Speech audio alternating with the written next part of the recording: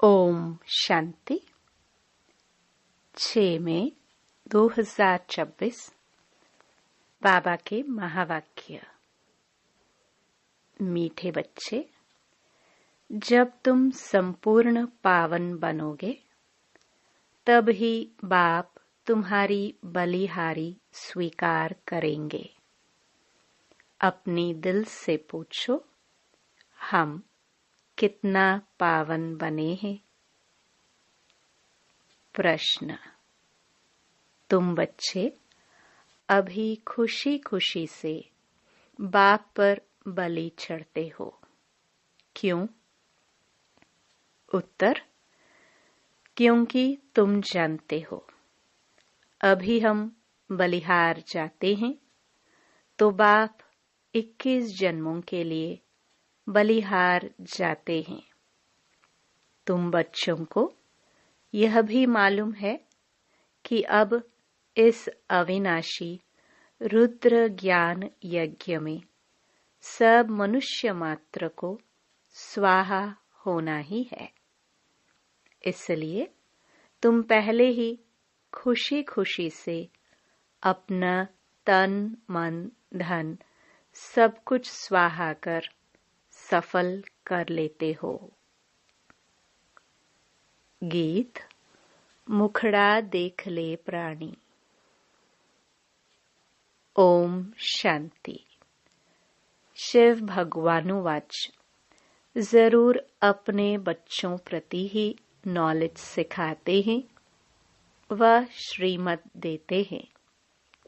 हे बच्चों व हे प्राणी, शरीर से प्राण निकल जाते हैं व आत्मा निकल जाती है, एक ही बात है। हे प्राणी अथवा हे बच्चे, तुमने देखा कि मेरे जीवन में कितना पाप था और कितना पुण्य था। हिसाब तो बता दिया है। तुम्हारे जीवन में आधा कल्प पुण्य आधा कल्प पाप होते हैं। पुण्य का वर्षा बाप से मिलता है, जिसको राम कहते हैं। राम निराकार को कहा जाता है, न कि सीता वाला राम। तो अब तुम बच्चे जो आकर के ब्रह्मा मुख वंशावली ब्राह्मण बने हो, तुम्हारी बुद्धि में आया है बरोबर आधा कल्प हम पुण्य आत्मा ही थे, फिर आधा कल्प पाप आत्मा बने। अभी पुण्य आत्मा बनना है। कितना पुण्य आत्मा बने हैं वह हर एक अपनी दिल से पूछे। पाप आत्मा से पुण्य आत्मा कैसे बनेंगे वह भी बाप ने समझाया है। यज्ञ तप आदि से तुम पुण्य आत्मा नहीं बनेंगे, वह है भक्ति मार्ग। इससे कोई भी मनुष्य पुण्य आत्मा नहीं बनते हैं। अभी तुम बच्चे समझते हो हम पुण्य आत्मा बन रहे हैं। आसुरी मत से पाप आत्मा बनते बनते सीढ़ी उतरते ही आए हैं। कितना समय हम पुण्य आत्मा बनते हैं व सुख का वर्षा लेते हैं, यह किसको पता नहीं है। उस बाप को याद तो सभी मनुष्य करते हैं। उनको ही परमपिता परमात्मा कहते हैं। ब्रह्मा विष्णु शंकर को परमात्मा नहीं कहेंगे और किसको परमात्मा नहीं कह सकते हैं। भले इस समय तुम प्रजापिता ब्रह्मा कहते हो, परंतु प्रजापिता को कभी भक्ति मार्ग में याद नहीं करते हैं। याद सभी फिर भी निराकार बाप को ही करते हैं। ओ गॉड फादर, ओ भगवान अक्षर ही निकलते हैं, एक को ही याद करते हैं। मनुष्य अपने को गॉड फादर कह न सके, न ही ब्रह्मा विष्णु शंकर अपने को गॉड फादर कह सकते हैं। उनके शरीर का नाम तो है ना, एक ही गॉड फादर है, उनको अपना शरीर नहीं है। भक्ति मार्ग में भी शिव की बहुत पूजा करते हैं। अभी तुम बच्चे जानते हो, शिव बाबा इस शरीर द्वारा हमसे बात करते हैं। हे बच्चों, कितना प्यार से कहते हैं, समझते हैं मैं सर्व का पतित पावन सद्गति दाता हूँ। मनुष्य बाप की महिमा करते हैं ना, लेकिन उनको यह पता नहीं है कि 5000 वर्ष बाद आते हैं। जरूर जब कलयुग का अंत होगा तभी तो आएंगे। अभी कलयुग का अंत है तो जरूर अब आया हुआ है। तुमको श्रीमत मिलती है। श्रीमत कोई श्री कृष्ण की नहीं है। श्री कृष्ण की आत्मा भी श्रीमत से सुदेवता बनी थी, फिर 84 जन्म लेते अब तुम आसुरी मत के बने हो। बाप कहते हैं मैं आता ही तब हूं जब तुम्हारा चक्र पूरा होता है। तुम जो शुरू में आए थे अब जड़जड़ीभूत अवस्था में हो। झाड़ पुराना जड़जड़ीभूत होता है तो सारा झाड़ ऐसा हो जाता है। बाप समझाते हैं तुम्हारे तमो प्रधान बनने से सब तमो प्रधान बन गए हैं। यह मनुष्य सृष्टि का वैरायटी धर्मों का झाड़ है। इसको उल्टा झाड़ कहते हैं। इसका बीज ऊपर में है, उस बीज से ही सारा झाड़ निकलता है। मनुष्य कहते भी हैं गॉड फादर। आत्मा कहती है आत्मा का नाम आत्मा ही है। आत्मा शरीर में आती है तो शरीर का नाम रखा जाता है। खेल चलता है। आत्माओं की दुनिया में खेल नहीं चलता। खेल की जगह ही यह है। नाटक में रोशनी आदि सब होती है, बाकी जहां आत्माएं रहती हैं वहां सूर्य चांद नहीं है। ड्रामा का खेल नहीं चलता है। रात दिन यहाँ होते हैं। सूक्ष्म वतन व मूल वतन में रात दिन नहीं होते। कर्म क्षेत्र यह है। इसमें मनुष्य अच्छे कर्म भी करते हैं, बुरे कर्म भी करते हैं। सतयुग त्रेता में अच्छे कर्म होते हैं क्योंकि वहां 5 विकार रूपी रावण का राज्य ही नहीं है। बाप बैठ कर्म अकर्म विकर्म का राज बताते हैं। कर्म तो करना ही है। यह कर्म क्षेत्र है। सतयुग में जो मनुष्य कर्म करते हैं वह अकर्म हो जाता है। वहां रावण राज्य ही नहीं, उनको हेवन कहा जाता है। इस समय हेवन है नहीं। सतयुग में एक ही भारत था और कोई खंड नहीं था। हेवनली गॉड फादर कहते हैं तो बाप जरूर हेवन ही रचेंगे। यह सब नेशन वाले जानते हैं कि भारत प्राचीन देश है। पहले पहले सिर्फ भारत ही था। यह कोई नहीं जानते हैं। अभी तो नहीं है ना। यह है ही 5000 वर्ष की बात। कहते भी है क्राइस्ट से 3000 वर्ष पहले भारत हेवन था। रचयिता जरूर रचना रचेंगे। तमो प्रधान बुद्धि होने कारण इतना भी नहीं समझते। भारत तो सबसे ऊंच खंड है, पहली बिरादरी है मनुष्य सृष्टि की। यह भी ड्रामा बना हुआ है। साहूकार गरीबों को मदद करते हैं, यह भी चला आता है। भक्ति मार्ग में भी साहूकार गरीबों को दान करते हैं, परंतु यह है ही पतित दुनिया।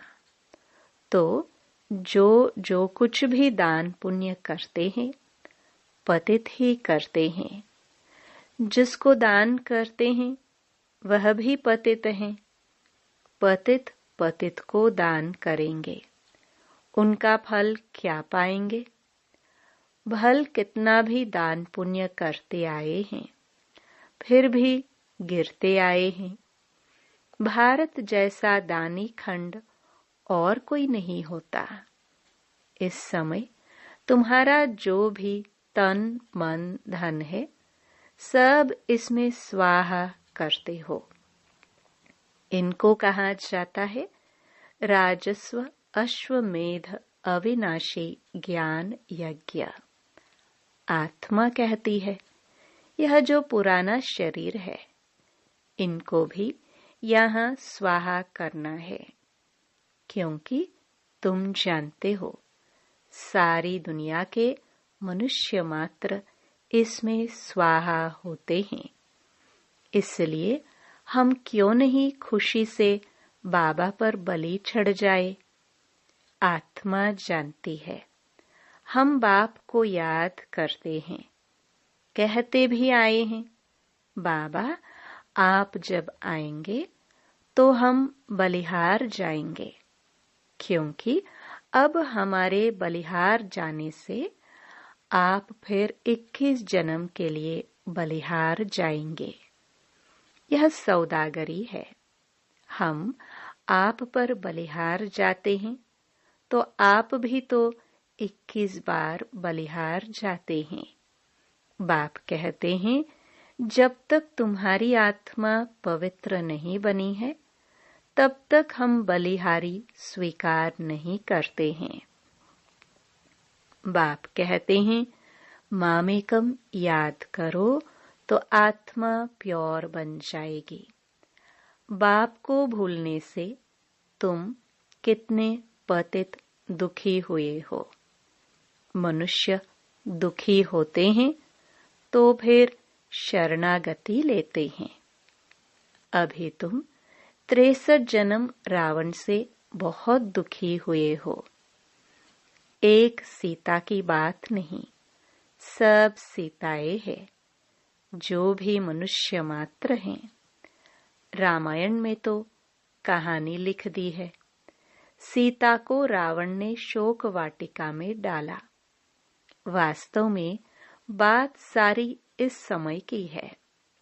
सभी रावण अर्थात 5 विकारों की जेल में हैं, इसलिए दुखी हो पुकारते हैं हमको इनसे छुड़ाओ। एक की बात नहीं, बाप समझाते हैं सारी दुनिया रावण की जेल में है। रावण राज्य है ना, कहते भी हैं राम राज्य चाहिए। गांधी ने भी कहा सन्यासी कभी ऐसे नहीं कहेंगे कि राम राज्य चाहिए, भारतवासी ही कहेंगे।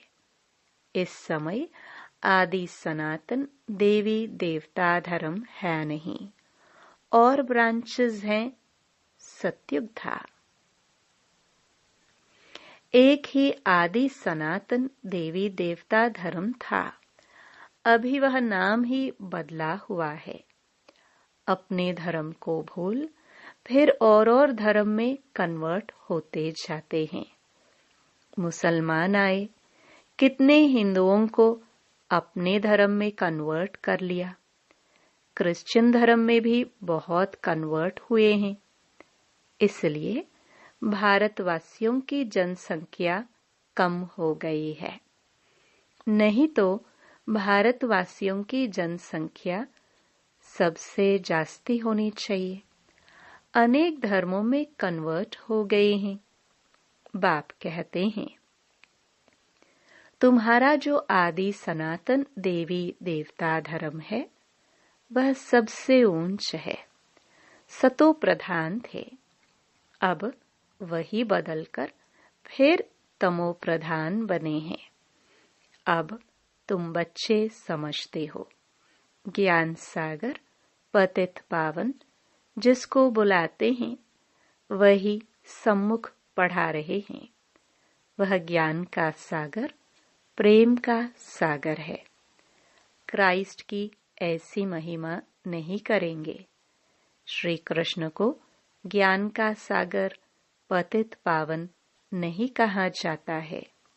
सागर एक होता है, चारों तरफ ऑलराउंड सागर ही सागर है। दो सागर नहीं होते हैं। यह मनुष्य सृष्टि का नाटक है। इसमें सबका अलग अलग पार्ट है। बाप कहते हैं, मेरा कर्तव्य सबसे अलग है। मैं ज्ञान का सागर हूँ। मुझे ही तुम पुकारते हो, हे पतित पावन। फिर कहते हो लिबरेटर। लिबरेट किससे करते हैं यह भी कोई नहीं जानते। तुम जानते हो। हम सत्युग त्रेता में बहुत सुखी थे। उसको स्वर्ग कहा जाता है। अभी तो है ही नरक, इसलिए पुकारते हैं। दुख से लिबरेट कर सुख धाम में ले चलो। सन्यासी कभी नहीं कहेंगे कि फलाना स्वर्गवासी हुआ। वह फिर कहते हैं पार निर्वाण गया। विलायत में भी कहते हैं लेफ्ट फॉर हेवनली अबॉर्ड। समझते हैं गॉड फादर पास गए। हेवनली गॉड फादर कहते हैं। बरोबर हेवन था, अब नहीं है। हेल के बाद हेवन चाहिए। गॉड फादर को यहाँ आकर हेवन स्थापन करना है।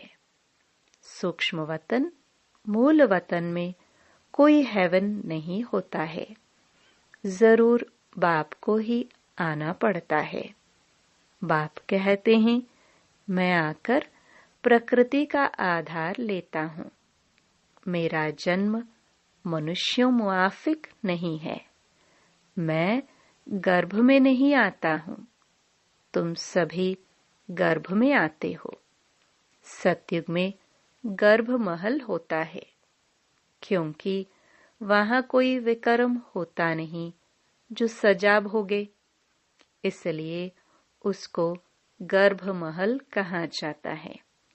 यहाँ विकर्म करते जिसकी सजा भोगनी पड़ती है, इसलिए गर्भ जेल कहा जाता है। यहाँ रावण राज्य में मनुष्य पाप करते रहते हैं। यह है ही पापात्माओं की दुनिया। वह है पुण्य आत्माओं की दुनिया, स्वर्ग। इसलिए कहते हैं पीपल के पत्ते पर श्री कृष्ण आया। यह श्री कृष्ण की महिमा दिखाते हैं। सतयुग में गर्भ में दुख नहीं होता है। बाप कर्म, अकर्म, विकर्म की गति समझाते हैं, जिसका फिर शास्त्र गीता बनाया है। परंतु उसमें शिव भगवानुवाच के बदले श्री कृष्ण का नाम डाल दिया है। अब तुम जानते हो, हम बेहद के बाप से बेहद सुख का वर्षा लेते हैं। अभी भारत रावण से श्रापित है, इसलिए दुर्गति हो गई है। यह बड़ा श्राप भी ड्रामा में नोंधा हुआ है। बाप आकर वर देते हैं, आयुष्वान भव, पुत्रवान भव, संपत्तिवान भव। सभी सुख का वर्षा देते हैं, तुमको आकर पढ़ाते हैं, जिस पढ़ाई से तुम देवता बनते हो। यह नई रचना हो रही है। ब्रह्मा द्वारा तुमको बाप अपना बनाते हैं। गाया भी जाता है प्रजापिता ब्रह्मा। तुम उनके बच्चे ब्रह्मा कुमार कुमारियां बने हो। दादे से वर्षा बाप द्वारा लेते हो। आगे भी लिया था, अब फिर बाप आया है। बाप के बच्चे तो फिर बाप के पास जाने चाहिए, परंतु गाया हुआ है प्रजापिता ब्रह्मा द्वारा मनुष्य सृष्टि की स्थापना होती है, तो यहाँ होगी ना। आत्मा के संबंध में कहेंगे हम भाई भाई है। प्रजापिता ब्रह्मा की संतान बनने से तुम भाई बहन बनते हो। इस समय तुम सब भाई बहन हो। तुमने बाप से वर्षा लिया था, अब भी बाप से वर्षा ले रहे हो। शिव बाबा कहते हैं, मुझे याद करो। तुम आत्मा को शिव बाबा को याद करना है। याद करने से ही तुम पावन बनेंगे, और कोई उपाय नहीं है। पावन बनने सिवाय तुम मुक्ति धाम में जा भी नहीं सकते हो। जीवन मुक्ति धाम में पहले पहले आदि सनातन देवी देवता धर्म था, फिर नंबरवार और धर्म आए।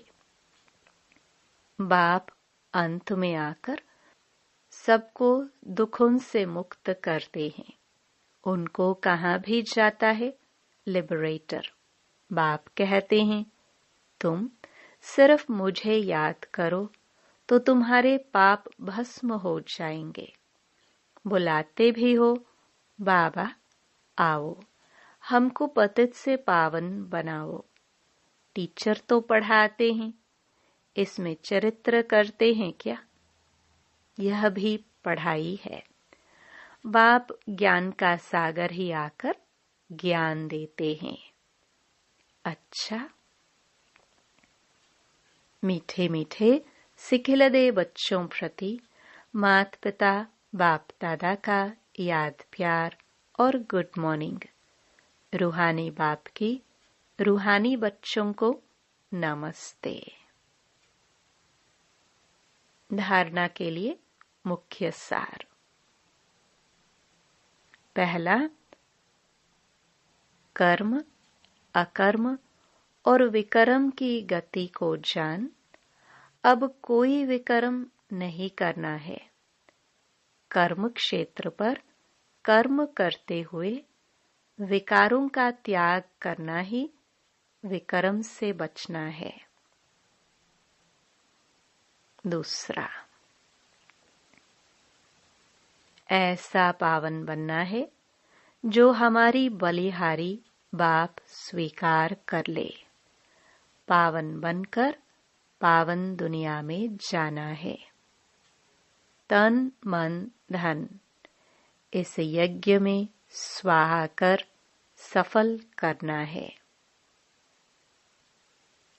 वरदान, नॉलेज की लाइट माइट द्वारा विघ्न विनाशक बनने वाले मास्टर नॉलेजफुल भव। भक्ति मार्ग में गणेश को विघ्न विनाशक कहकर पूजते हैं, साथ साथ उन्हें मास्टर नॉलेजफुल अर्थात विद्यापति भी मानते हैं। तो जो बच्चे मास्टर नॉलेजफुल बनते हैं वे कभी विघ्नों से हार नहीं खा सकते, क्योंकि नॉलेज को लाइट माइट कहा जाता है, जिससे मंजिल पर पहुंचना सहज हो जाता है। ऐसा जो विघ्न विनाशक हैं, बाप के साथ सदा कंबाइंड रहते हुए नॉलेज का सिमरन करते रहते हैं, वे कभी विघ्नहार नहीं बन सकते। स्लोगन: अंदर बाहर जो भी बुराइयां हैं, उन्हें संपूर्ण विल कर दो, तो विल पावर आ जाएगी। ये अव्यक्त इशारे: सदा अचल अडोल एकरस स्थिति का अनुभव करो।